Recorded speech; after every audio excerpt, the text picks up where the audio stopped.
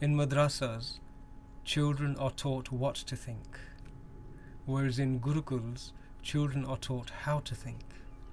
They are taught to use their mind as a furnace, to put an idea into the furnace and to burn it with your intellect and scrutiny. And whatever is left when all of the dross and the pollutants have been burnt away, whatever is left in front of your intellect, then accept it as wisdom. And that's the difference between being taught how to think and being taught what to think. India is the country where minority has maximum of rights. I live in also in a secular country. I never heard azan here. But in India, 5 times a day you can hear azan. You can pray on the street. You can perform your namaz on the streets. But in UK you cannot. Even in Dubai you cannot.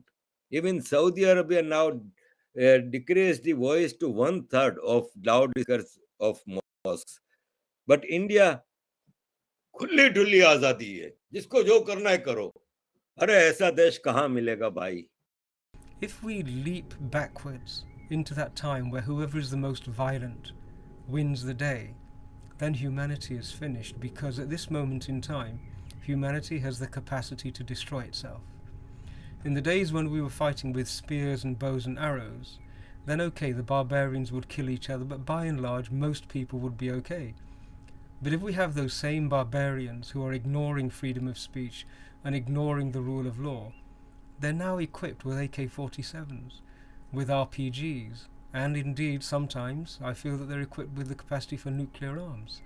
And so a barbaric mindset, happy to ignore democracy and the progress of humanity, equipped with weapons of mass destruction, is a fearful thing.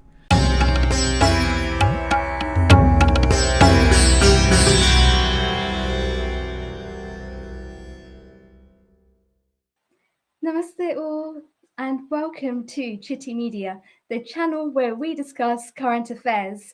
And today we're going to be speaking about Bharat, the country that is so beloved to a lot of us. And we're going to be speaking in particular about the vision going forwards over the next few years. Since Prime Minister Modi ji came to government in 2014, Bharat has been growing from strength to strength. The government aims to unify Hindus with an expansionist vision, but it hasn't always been that way. While Bharat is growing, India is still facing great difficulties. Joining me today to discuss this issue in further depth is Arif Aajakia, who is a social media activist and human rights activist. And we also have somebody that needs no introduction whatsoever, our very own beloved Pandit ji. Namaste ji, welcome to the session. Arif bhai, aap kaise ho? Namaste and thank you very much for inviting me, and I'm fine, yes. Wonderful to be here, Riddhi ji. Namaskar ji, Jai Shri Ram to you. Namaste, Pandit ji. I hope you are well as well. Embarrassingly well. Thank you. So I wanted to start by actually discussing a vision for Bharat, a vision for where we are currently. How would you best describe that? Well, I'll start with that one. That's quite a good one. You know, we have a long history, and if you view our civilization as traveling along an arc, it had its own destination, its own journey mapped out, and then about 1400 years ago it got bumped off its trajectory and sort of wandered around in a different direction. And we've always been struggling to get back to that original arc and that trajectory. And I think since 2014, you quite rightly said, we are moving closer back to that arc. The vision that we have is deeply, deeply entrenched in our civilizational ethics. And we have a lot to teach in terms of what they are. If I can just give you one or two, we have an understanding that every individual has a mind and a heart, and that if both of those are developed to the maximum, a human being can experience delight, anand, and go through life with the minimum amount of suffering. Not just for themselves, but the minimum amount of suffering for everybody else. And we created a society based on that ethos. The purpose of the society was to minimize suffering, maximize anand, and to consume the minimum resources. I remember growing up, and there's a famous mantra that people of a particular scholarly bent would say. When you wake up in the morning, you would actually, before placing your feet on the earth, you'd ask forgiveness from the earth for the dishonor of having to walk upon her while you did your daily toil. This is how much humility we had and how much respect we had. So if you combine all of those three, delight from mind, heart, and no suffering, this is what Bharat has always been about. And I think we're getting back to it. The West has a different approach in that they're consumption driven. They derive anand from consumption, intellectual consumption and also sensory consumption. And we're seeing the effects of rampant consumption as the Western economies, which are based on consumption, deteriorate. The scramble for resources so they can consume more and produce more. This is a nasha, this is an intoxication. So the sooner we get back onto our original trajectory, the sooner we'll be strong enough to be able to share that vision with other non-Bharatiya civilizations. So I think the future is really good. I think the sooner we get there, everybody will have less suffering and much, much more delight in the experience of being alive. Arif Bhai, would you have any comments to make on the future of Bharat? Well, future of Bharat is very bright. Bharat had always potential of becoming the biggest power. It was, of course, the biggest power. Before Muslim invasion, Bharat had more than 25% of global GDP. And the heritage, now, for example, they said that mother of all education is Cambridge University, started in some 1200 something. The year Cambridge started, 8 years before that, Nalanda University was burnt.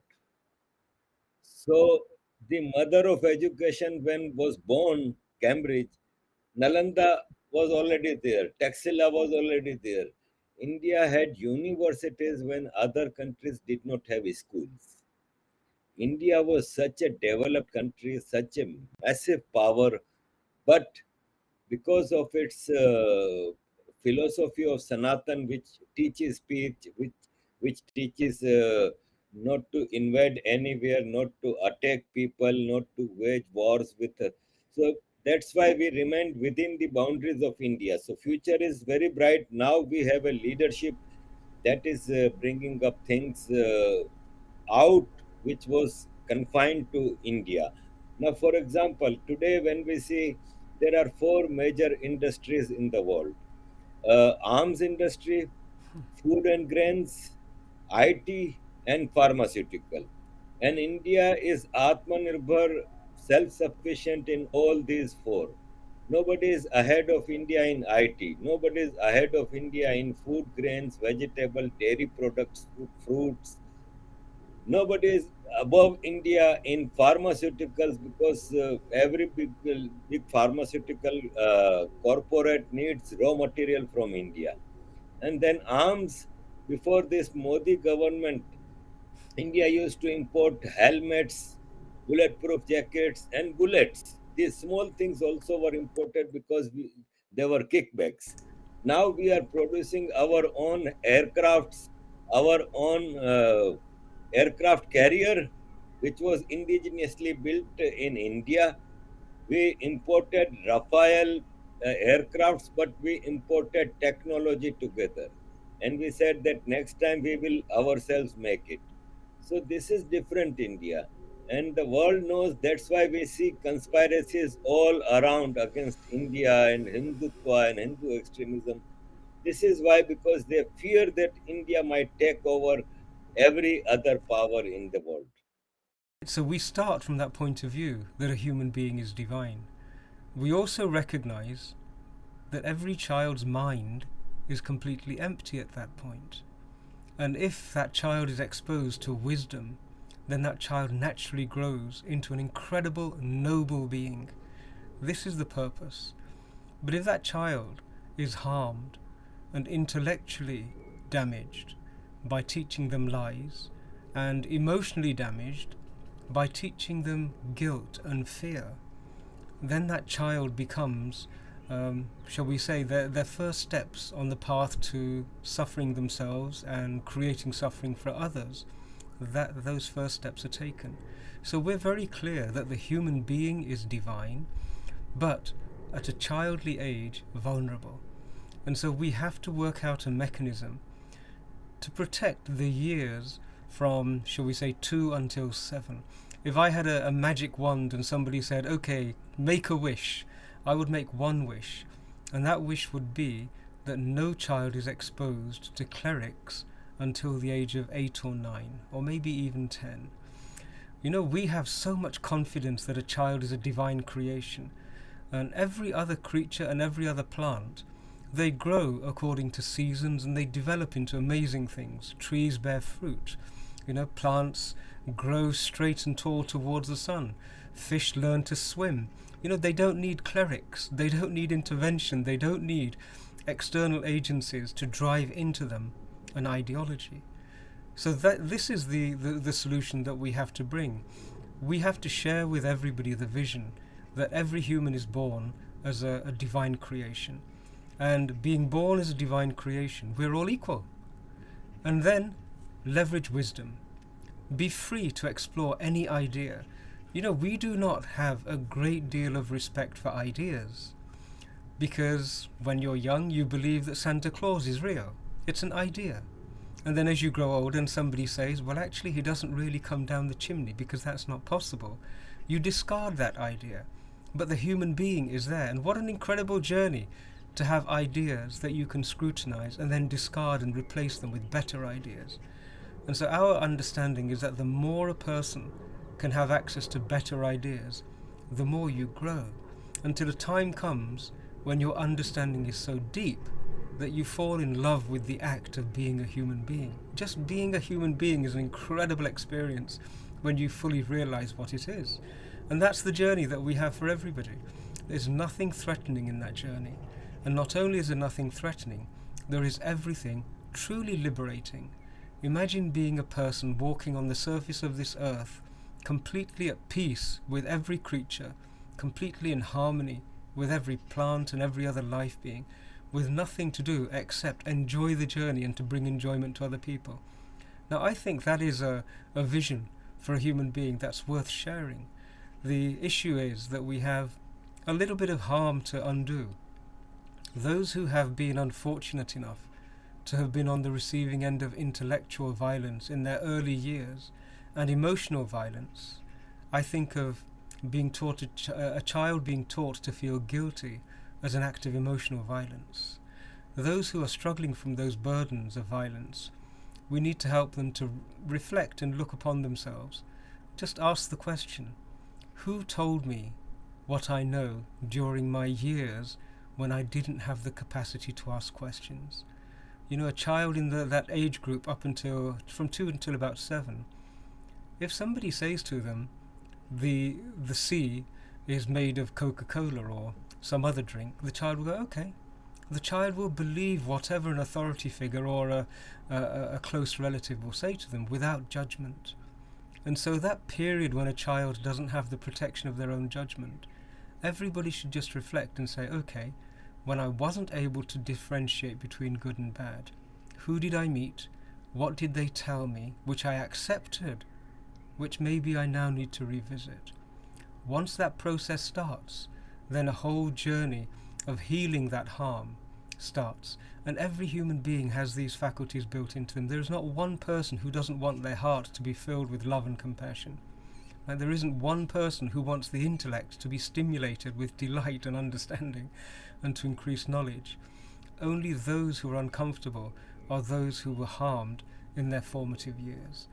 So once this sort of understanding gets out and reaches more and more people, I think in the privacy of their own thinking, in the privacy of their own homes, away from the influence of people who would radicalize them and intellectually enslave them and emotionally enslave them, then healing will start to occur. And I think it will happen so fast. In the same way that hatred is contagious and can spread from one unsuspecting person to another unsuspecting person, healing can also spread in that same manner. It's equally contagious. And I think we have probably a window of opportunity bigger and better than we've ever had before to share this understanding far and wide and then see what healing comes.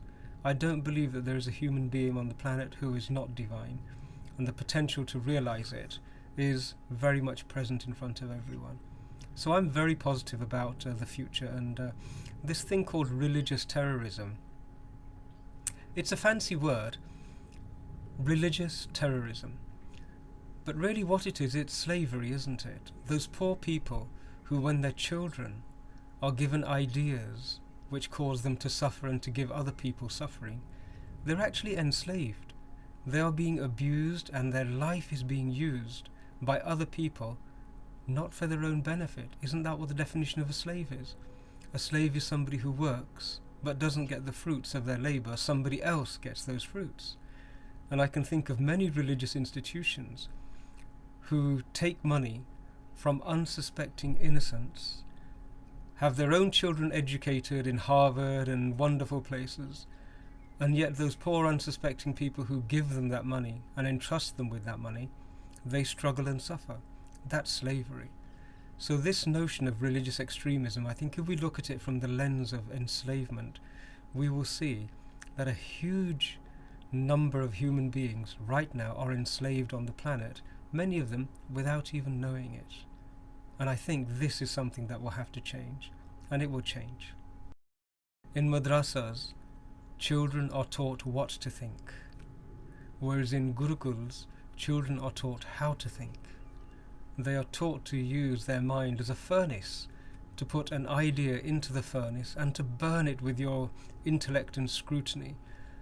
And whatever is left when all of the dross and the pollutants have been burnt away, whatever is left in front of your intellect, then accept it as wisdom. And that's the difference between being taught how to think and being taught what to think.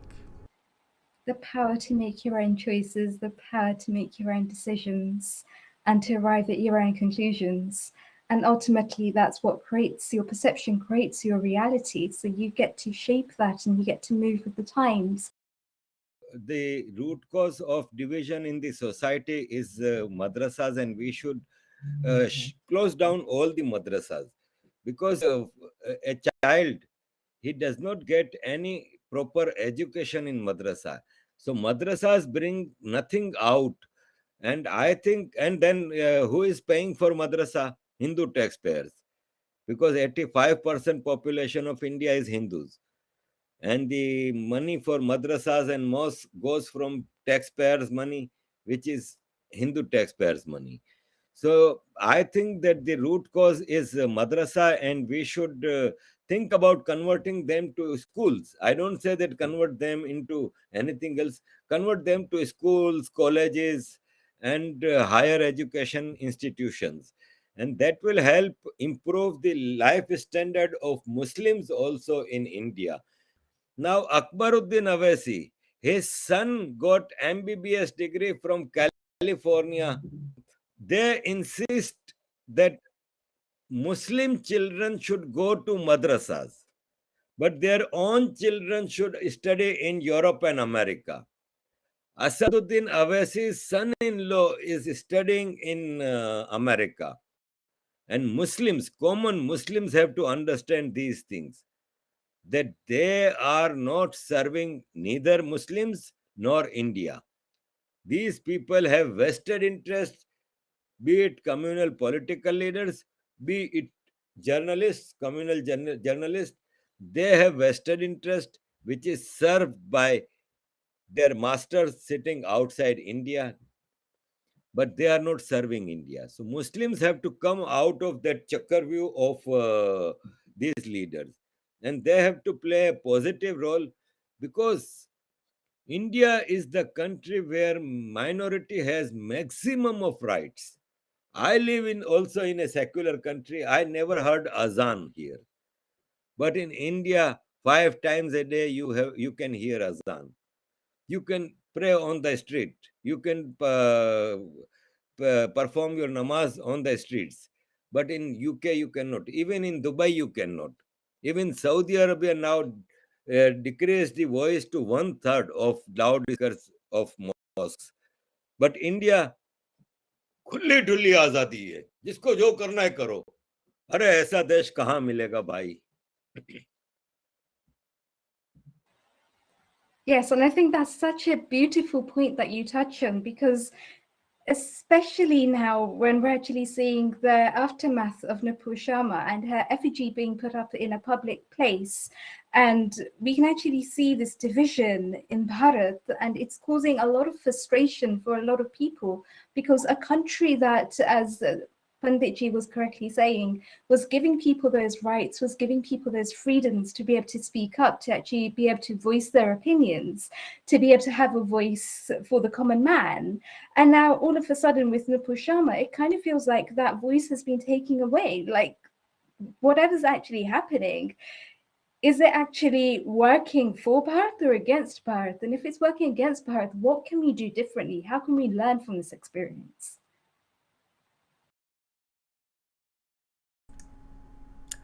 Freedom of speech is a very highly valued but generally underappreciated freedom.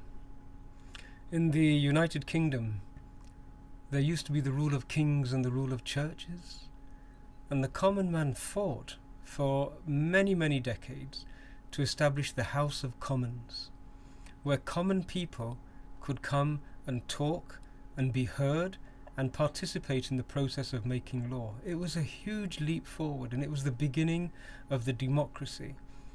And you know, when you think about the instinct behind it, it assumes that people are good.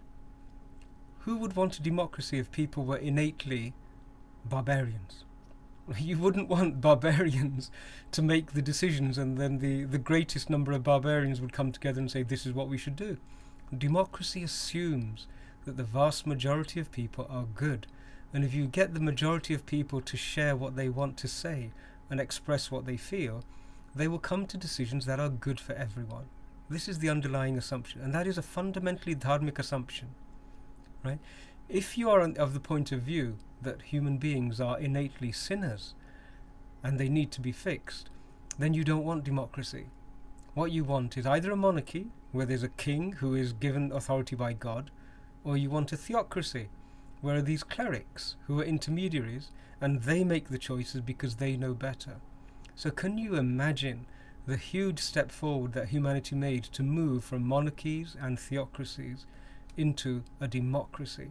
And fundamental to the democracy is freedom of speech. Now it's very worrying that when Nupur Sharma read, I think it was a direct quote from the hadith and the scriptures, all of a sudden that progress from theocracy all the way to democracy was almost wiped out in an instant, because those who objected were not following the rule of law. They were not saying we want to submit FIRs and have her tried. They were saying we want to behead her. What happened to the world full of laws? If we leap backwards into that time where whoever is the most violent wins the day, then humanity is finished, because at this moment in time, humanity has the capacity to destroy itself. In the days when we were fighting with spears and bows and arrows, then okay, the barbarians would kill each other, but by and large, most people would be okay. But if we have those same barbarians who are ignoring freedom of speech and ignoring the rule of law, they're now equipped with AK-47s, with RPGs, and indeed sometimes I feel that they're equipped with the capacity for nuclear arms. And so a barbaric mindset, happy to ignore democracy and the progress of humanity, equipped with weapons of mass destruction, is a fearful thing. And so although this Nupur Sharma thing, people are saying, well, it's not such a big deal and time will pass, the principle is quite frightening. If I can draw a very real example, the Taliban have reversed 20 years of efforts to bring freedom and democracy to that country. Okay, the manner in which the West brings freedom and democracy is fraught, right, with all sorts of complications and conflicts of interest and unpleasant desires and ambitions. But how quickly it was all erased. in a matter of weeks, we saw all of that progress where women were actually teaching and learning to become doctors and all sorts of things erased because a group of men equipped with weapons adopted the barbaric approach that violence shall rule the day. So we are at a very important time in our history. More than ever before, we have to protect and defend the freedom of speech. Without the freedom of speech, there is no freedom of thought. You know, we speak to each other to clarify each other's understanding. When Arif Bhai and myself, yourself, we have a conversation, we're sharing words freely and we're listening, and each of us is giving each other the gift of words and thoughts. And that's an incredibly valuable gift for human beings. But if you can't speak, then you can't develop your thoughts and you can't share your thoughts and discoveries. What are we? We are then completely enslaved. So we have to find a solution to this. We have to defend freedom of speech. Nupur Sharma has to be defended. And all of the nations who have supported the use of violence against her, they really do deserve to be brought up in front of human rights tribunals and demanded of them to explain what is it that they're adhering to. Not a single one of those nations really is eligible for membership of the United Nations because the United Nations Charter embodies these freedoms. And if you're not going to follow them, then what are you there for? So we have to become a little bit more strict in how we police these things. Well, if we speak about freedom of speech, there is not a single Muslim country where freedom of speech exists. Not a single Muslim country. Today, I saw a report that 10 most livable cities of the world. Top of the list is Vienna and this and that, and not a single Muslim city in top 10. And 10 least livable countries, cities in the world, and 6 out of these 10 were Muslim cities. So freedom of speech does not exist in Islamic society. Now, coming to that Nupur Sharma issue, it was not a case of freedom of speech because it was a debate. And there, a Muslim so called scholar, Mullah, he started insulting Shivling and Bhagwan Shiv. And there, Nupur Sharma replied. So it was, nobody is speaking about that, Maulvi, that why you started insulting Hindu Bhagwan. Is there only one phobia, Islamophobia? Hindus, their sentiments do not get hurt when their Bhagwans are called names and this and that. So nobody is speaking about that, Maulvi. So it was not a case of freedom of speech, it was a debate. A TV debate where a Muslim started insulting Hindu Bhagwan. Why do you think, in your opinion, people feel the need to attack another religion and undermine the very principles on which that dharma is built? Well, we have our own unique view of this. You know, when people from other traditions came to Bharat, we welcomed the people because we saw divinity in them. We didn't really bother too much about their ideas.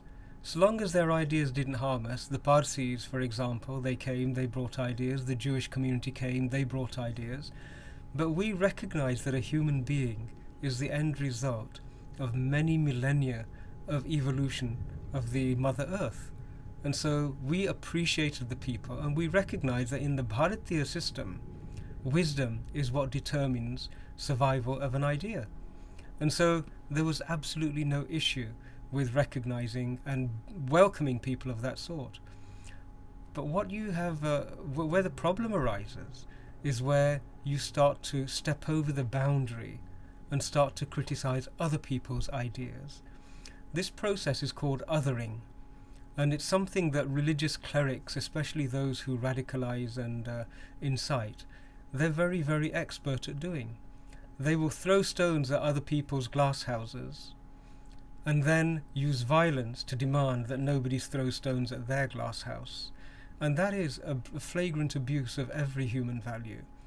You know, if nobody talked ill of each other, then actually we'd be okay, because the people in each community have religious freedom to explore according to their own desires. It's only when you start to reach across the border of the religious border and start to have violent attacks, intellectual and emotional attacks, that the problems arise. Now, this is something that we have to reconsider. You know, in Bharat, we have so many minorities. We have the Shiv pujaris, the sadhaks who worship the Shaivite tradition, Hanuman pujaris. We have sadhaks and bhakts of Sri Ram. They're all minorities. Each and every one of those is actually a religion, but not one of them is a toxic minority, because not one of them attacks the others. You don't have Hanuman bhakts attacking Ram bhakts on a Wednesday and saying, you know, our Hanumanji is better than your Ram. It's a nonsense. But there are some traditions which are still adolescent in their evolution, and those traditions really need to mature, because people who are adherents to those traditions should recognize that they have been stuck in a medieval time, and what they have brought is a huge amount of suffering, and it's time that suffering was left behind. So minorities themselves, just the fact that you're a minority doesn't mean you're a good minority. You know, the Nazis started off as a very toxic minority. So the qualification that minorities are good, majorities are bad, is a nonsense as well. And we need in Bharat to start to be able to talk about this openly. There are good minorities, there are good majorities. There are bad minorities, there are bad majorities. In Bharat, we have some toxic minorities, and we have a wonderfully good majority. And that's a situation that should be recognized internationally. Yeah, Panditji, you are right. And the problem with the majority is that, as you said, that they are also minorities. But I think they are divided. There is no unity. We need to unite them. You remember in month of March, there were councillor elections, local bodies elections in London. And I was supporting some candidates, and I went on the election day, I went to a candidate's polling booth, and my duty was there. And I saw that in the same street there is a mandir, Lakshmi Narayan Mandir. And where I was standing, there was a building where entire residents were from Hyderabad, Andhra Pradesh. Now, when in the evening there was Aarti time, there were hardly some 8 to 10 families who went for Aarti. And there were about 40 families living in front of me, and nobody from there, they went there. So I asked my friend who was candidate, and I said that why they don't go to this mandir for Aarti. And she said, oh, their mandir is far away. I said, what do you mean? They are not Hindus? She said, yeah, but they have their own mandirs. Now this is not unity. You have a mandir in your street, only 2 minutes walk. You don't go to your mandir for Aarti. Same Bhagwan, because there you call it Balaji, here you call Vishnu. Same Bhagwan, names are different, but this is the division that has hurt India always. Because of this division, disunity, invaders used to come. And even today, when there is something done for Hindus or for India, for the betterment of India, like Citizen Amendment Act, like Farmers Law, like this Agnivir, these Hindus, they come first to protest. This is very bad. So best way for India to progress is to convert Hindus into Hinduism, because this is more problem that first Hindus have to become Hindu, and then nobody can stop progress of India. So I've been giving a lot of thought to this particular problem, Arifji. You have presented the problem so well, and this is what I've come to. You know, Bharat is a land of diversity, and diversity is never united. The definition of diversity is difference, variance, completely a broad spectrum of everything. The difference and the problem that we have now is that diversity is wonderful in peacetime, but you need unity in wartime. And I think the Hindu community needs to recognize that we are in a state of existential crisis, and we have been in a state of war continuously for almost 1400 years. Now, when you are in wartime, differences are set to one side. Diversity doesn't help. You know, when a person becomes ill, what happens? The whole body, all of the organs are doing different things, but when you become ill, the immune system takes over. And it unites the functions of every single part of the body to create more white cells, to improve the circulation, to raise the temperature, etc., etc. The body functions in a wartime mode, and the Bharatiya family really needs to understand that we are in a wartime mode at this moment in time. So diversity has its place, but in a war we need unity, and that is so important. Thank you, Arif ji, for bringing that into the conversation. And so, as Arif Bhai has said, there is no solution to this. I think the only solution is the one that's rapidly unfolding, and that is for Bharat to become so strong that the enemies who face it, genuinely the ones closely on our borders, start to crumble internally. And we're seeing the success of that begin to be played out now. Fantastic. Thank you so much for all of your views, Arif Bhai and Panditji. It's been fascinating to actually have this jagran today and to be able to discuss current affairs that are affecting Bharat as a whole and ways that we can actually move forward to bring out a unified version in Bharat and what we can do differently. Dosto, ye hai Citti Media. I hope you enjoyed that session. Until next time, namaste.